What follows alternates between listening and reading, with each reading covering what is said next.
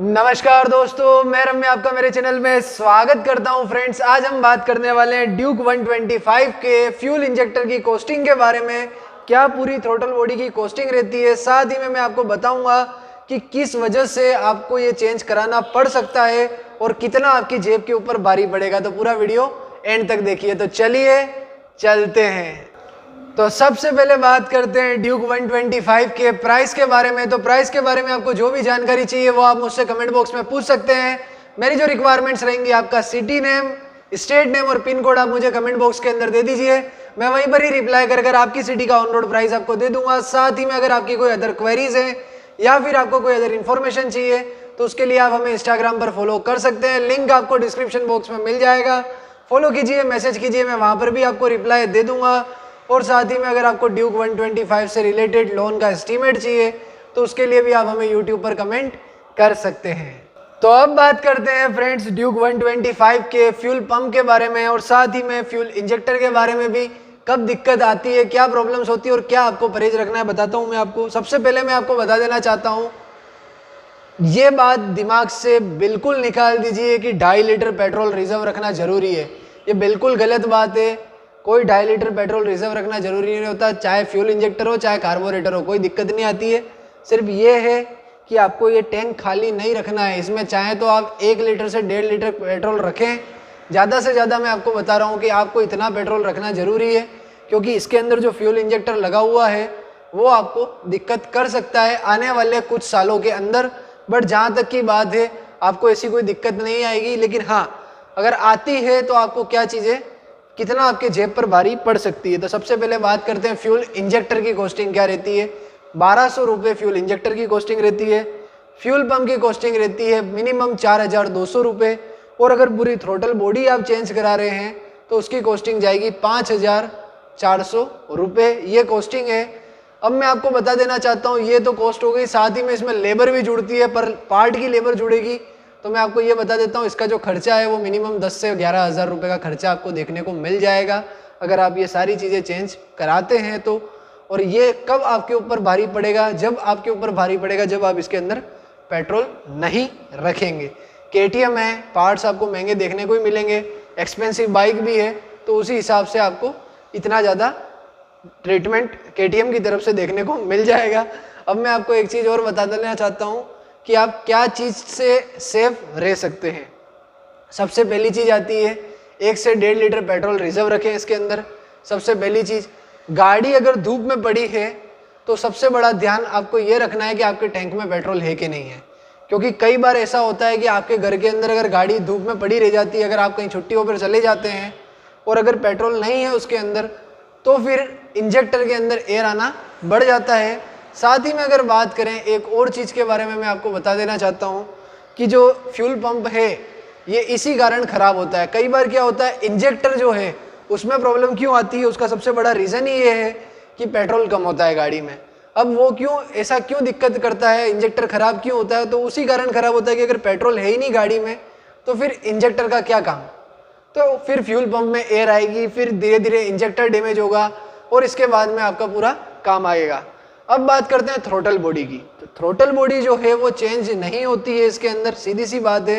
एक time period तक तो चेंज नहीं होती है। अगर कोई खराबी ज़्यादा आ जाए तो थ्रोटल बॉडी चेंज करी जा सकती है। बट जहाँ तक मेरा मानना है, इसमें DOHC इंजन है जिसमें थ्रोटल बॉडी की आपको कभी दिक्कत नहीं आएगी। बट हाँ, फ्यूल पंप की दिक्कत आती है, फ्यूल इंजेक्टर की दिक्कत आती है। 4200 रुपये फ्यूल पंप की कॉस्टिंग है और 1200 रुपये फ्यूल इंजेक्टर की कॉस्टिंग है। अब मैं आपको बता देना चाहता हूँ ये दिक्कत शुरू कब से हो जाती है। तो 5000 किलोमीटर से शुरू हो सकती है आपके अंदर। साथ ही में इसकी एक और चीज़ है, कई लोगों के 15000 किलोमीटर से शुरू होती है, कई लोगों के साल 2 साल के बाद में से शुरू होती है, कई लोगों के 50,000 किलोमीटर चल जाती है फिर प्रॉब्लम आती है, कई लोगों के 1-1 लाख किलोमीटर भी चल गई होगी तो भी प्रॉब्लम नहीं आई है। तो ये सीधी सी बात है, ये डिपेंड करता है कि आपको कब प्रॉब्लम आ सकती है। अगर आप इसके अंदर फुल टैंक रखते हैं तो आपको कोई दिक्कत ही नहीं है, 5 लीटर 6 लीटर जो रखना चाहें आप रखें।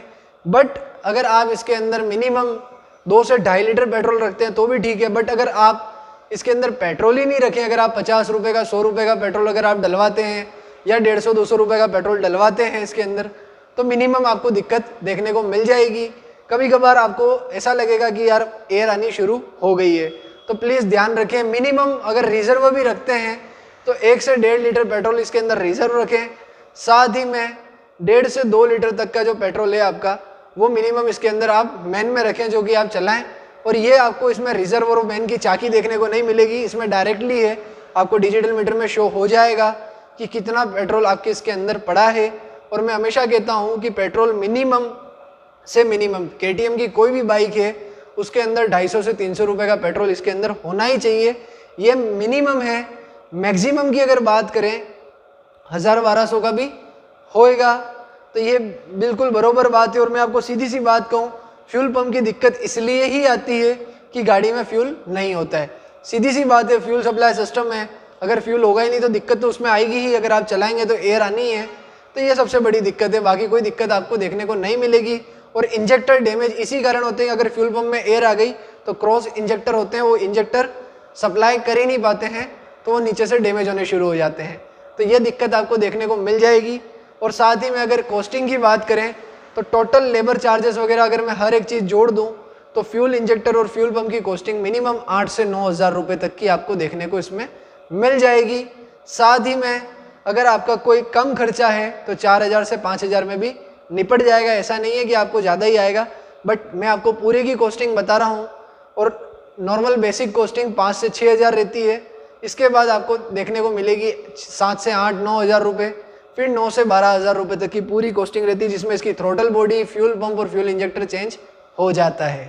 तो बर्ड्स कार फैमिली, कैसा लगा ये वीडियो जरूर हमें कमेंट्स में बताएं। साथ ही इस वीडियो को लाइक कर दें, शेयर कर दें, हो सके तो मेरे चैनल को सब्सक्राइब कर लें। आपका प्यार मुझे दें। मिलते हैं हमारी अगली वीडियो में, तब तक के लिए राम राम सा, खम्मा गणी।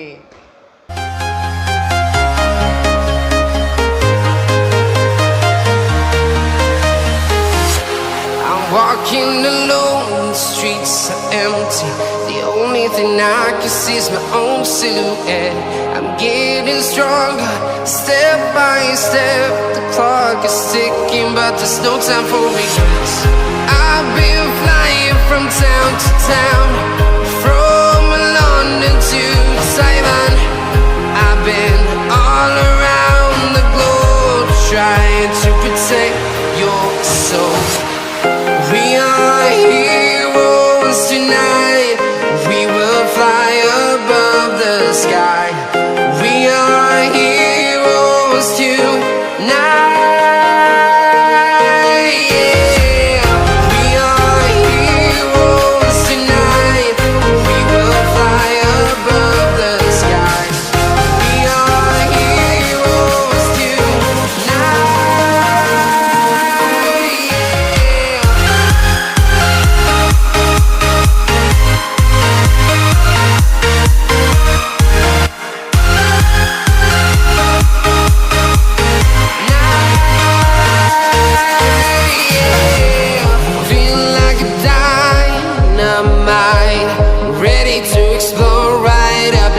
I need you to listen, I need you to hear, and don't show. And